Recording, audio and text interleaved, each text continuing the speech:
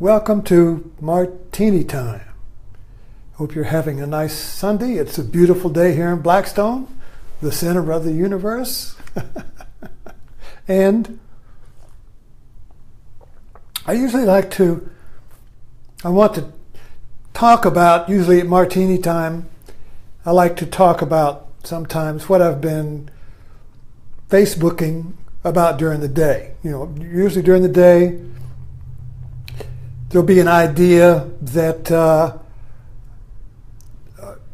I'm involved in pulling out like a thread. An idea will work its way through several comments and several posts, and I'll look at it from different angles, and I'll discover new insights in an idea when I work with it, when I write about it, when I chew on it with other people. That's what I love about Facebook. It is for me, it's a creative forum where an insight will come up and I'll work it out. I'll write it out. And in the writing of it, I'm informed by it. And I see something, I see broader implications. I see a broader understanding. And one of the things I was writing about today, of course, is current, is the recent terrorist attack in London, at London Bridge. And I think this is the third one. Every couple of weeks there's another one. And but this is going on, has been going on for how many years now? It doesn't make any difference whether it's a ISIS terror attack or some mad American mass shooter who shoots up a movie theater, or some white nationalist, or whatever the label is. The event is the same. So what I'm trying to do is to cut away all of the context, all of the definitions, all of the labels, all of the blaming, all of the commentary, and just get down to what's going on in a broader understanding. Because if we don't understand what's happening, we fall victim to neurosis and all kinds of mental disturbances and wrong actions.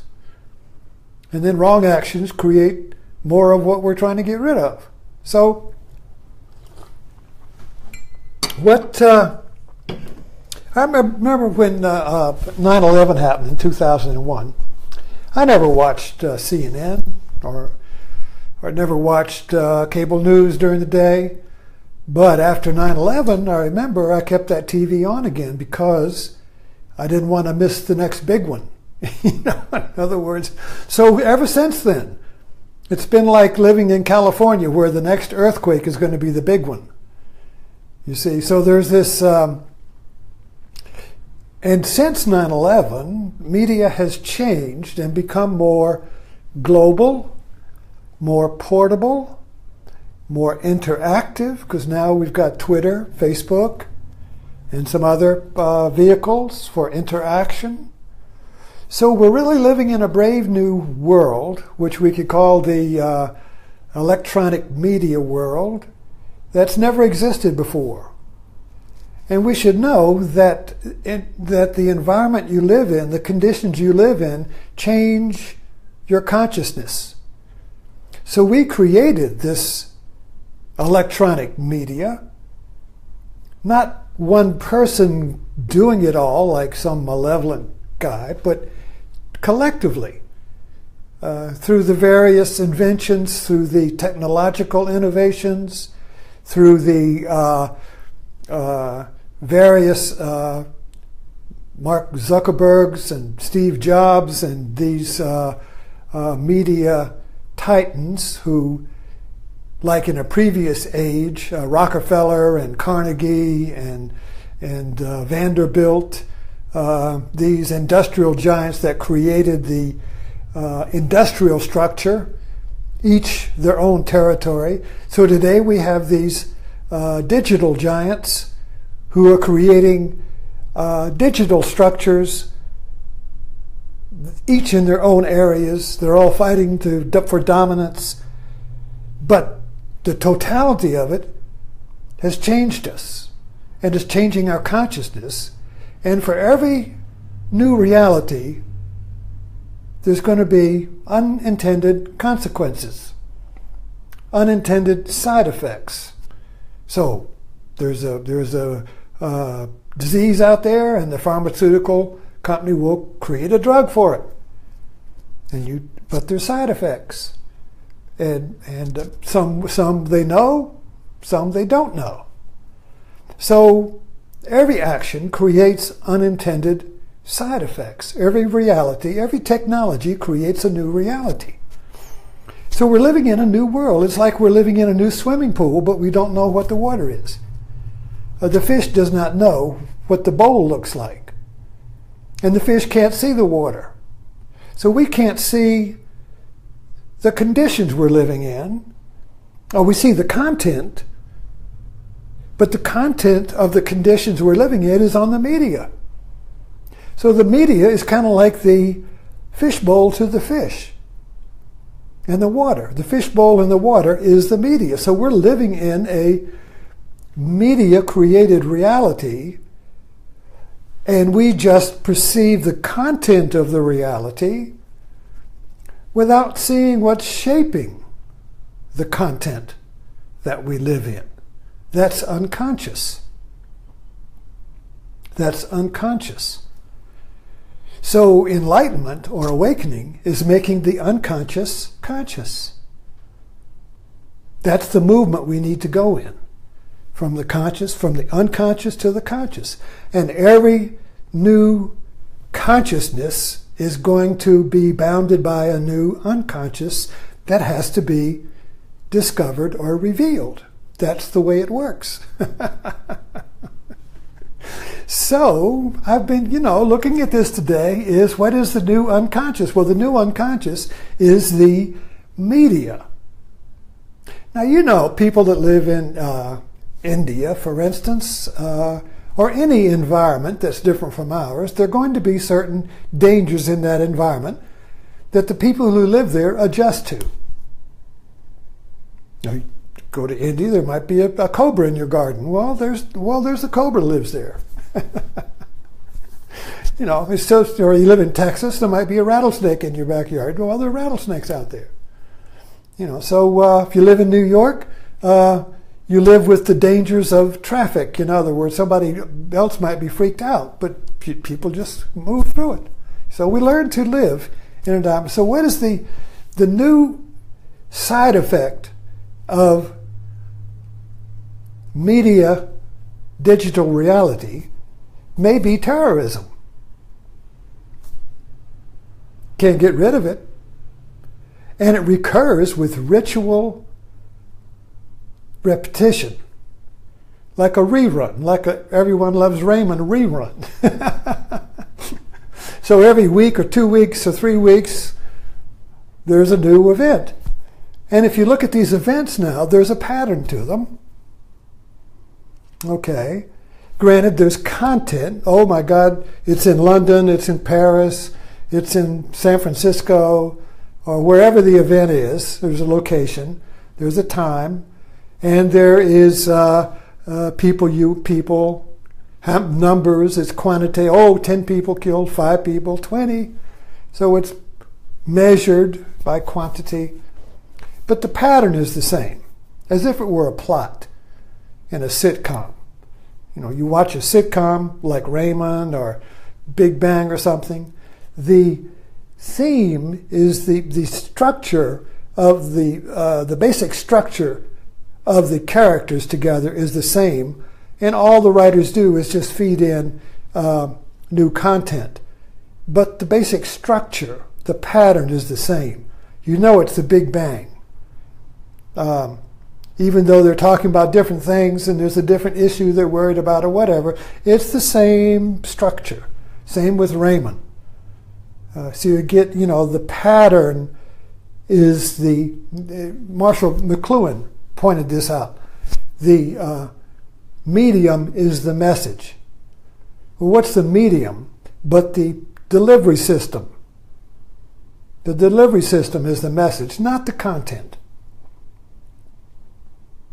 So the delivery system of terrorism is the meaning, not the content, which is so-and-so happened here and there were 10 people and nobody was caught or everybody was caught or whatever the content is, you see. What is the message is the medium or the carrier wave. See, in radio, I think there's a carrier wave, and then you put your message on that. You see, but the carrier wave takes the message. So terrorism has a carrier wave that is received through media that has the same pattern, and it's repetitious. You can mark your clock by it. So what is the pattern? Well, first of all, it's going to be random death in safe places, like in public safe places, that is unpredictable and unpreventable, so it always comes as a surprise. Yet now it's not a surprise. But anyway, it's always unexpected, random, but there's a pattern to it, so it's not random, but it appears to be random. And then you have the live TV reaction, the people running, the cameras going, the police going, the reporters reporting, the breaking news. Everything stops. The media focuses on it. All the eyes of the nation, of the globe, focuses on it. And then you have the reports, maybe some visuals of injured. Then you have the victims, how many victims. And then you have the recounting and the commenting on it, and the commenting and the commenting on it, down to the very detail. It's like we're all watching a soccer game, and we're riveted on it. Who's got the ball? Who's going to win? You know, the whole globe is watching like it's a soccer game. And not that you have a side you're rooting for, but it's like that intensity. Everything stops. And it's on the tube, you see. And then you have the parade of victims. And then you have their stories. And then you have their tragedies, a young life snuffed out. And then you have the grieving. And then you have the memorials, and you have the resolve and the coming together, and we will not be defeated, and they can't make us, change us. And then you have the memorial and the laying of the flowers, and then you have the politicians come in and say, never again, we're going to build a wall or something, or who's to blame, and all that. And then it dies, you know, and then after a week, 2 weeks, and then boom, there's another one. So the medium is the message here, not the content. And so what's the medium? What's the carrier wave for this? So if you're going to, I was a sonarman in the Navy and submarines, and I would listen to the sounds of ships. And you could tell 50, 30, 60 miles away, you could hear a ship. So the carrier wave was the water. So the water carried the sound, So what's the carrier of terror? Well, it's the media. Media is the water. If there was no media, terrorism wouldn't happen. I mean, it's always happened. But nobody knows about it. But with media, and here's another thing about our media. When we lived in a print world, meaning you got your news through the newspaper, it was cool news. Marshall McLuhan wrote about this. Print news is cool. Now, I don't mean like it's cool to read it.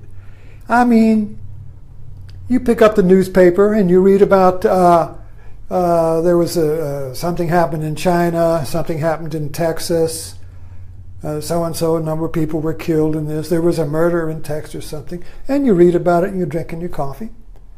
And you put the newspaper down and you go to work. And you may say, oh, did you read about that in the newspaper? Oh, yeah, okay. That's cool in the sense that it's not emotional. But media news is an emotional delivery system, and it's not objective like print news, it's subjective. So if I'm sitting here in Blackstone and I'm watching the terror in London, I want to be protected here in Blackstone. I don't want any terrorists here. You see? So it's personal. We feel the news now. TV news is delivered on an emotional platter. Fox News was a master at this. They delivered news on an emotional delivery system. It's like the Jerry Springer of news. Well, news is, and so emotions, feelings, attract viewers. So it's a self-feeding system. The media wants viewers. People want to feel because it makes them feel alive. I mean, when you're watching an event unrolling on TV, you're not thinking about your taxes. You're not thinking about anything. You're just watching. You're just glued to it. So the media news and the delivery system of interactive, and everything's interactive now because now everybody's a reporter. You've got a cell phone, you're a reporter. And look at me, I'm Facebook Live. I don't need CBS. Right? You see, everything has become, every individual now is the center of the world. I laugh and I say, Blackstone the center of the world? Well, people who grew up here think it is.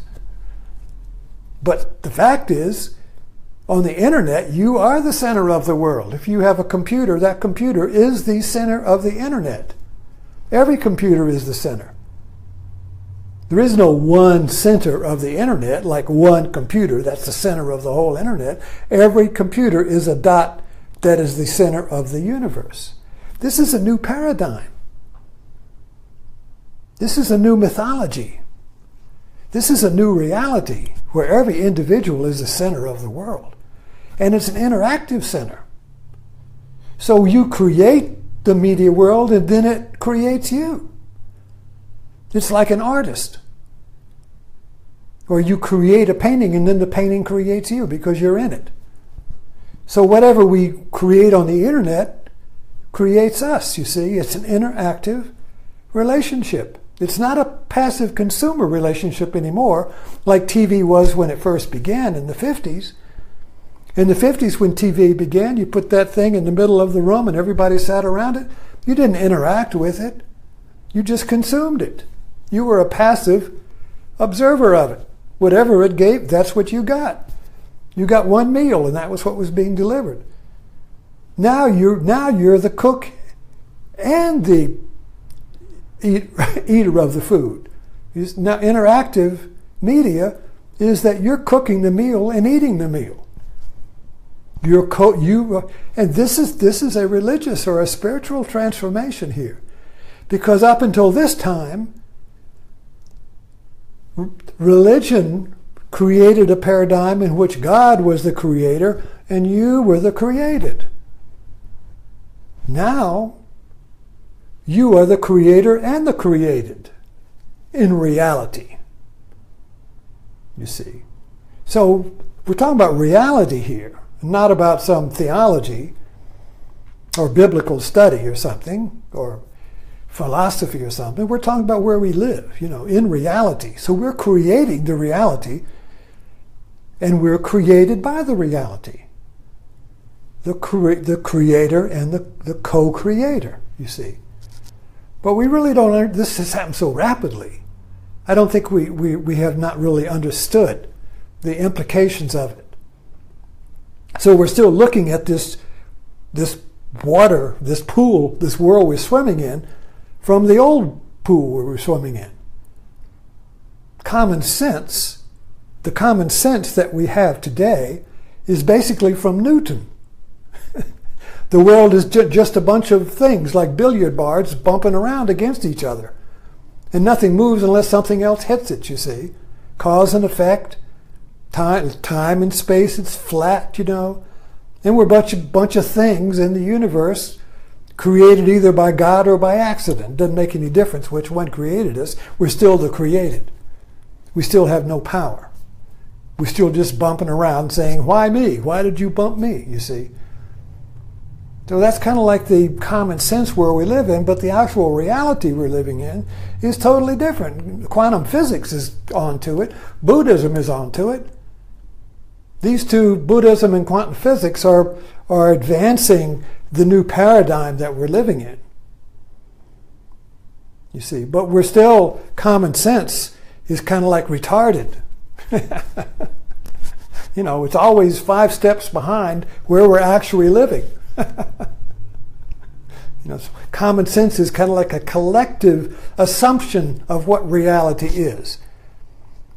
But the assumption of what reality is doesn't fit what reality is, you see. So this gap between our assumption of what reality is supposed to be and what it actually is getting wider, and that creates neurosis, creates stress, tension, you see. The gap between our assumptions of what's real and what is actually being felt as real is what Buddha calls suffering. Dukkha, you see. So anyway, I really, I mull over this stuff, and I use the news, and I look, and I'm aware, and I watch, and I contemplate, and I write about, and I come and talk to you, and try to, if you go to, my favorite meme is Jaws, when the guy sees Jaws, he says, we're going to need a bigger boat. We need a bigger understanding, you see. Thank you for dropping in. I'll see you tomorrow morning.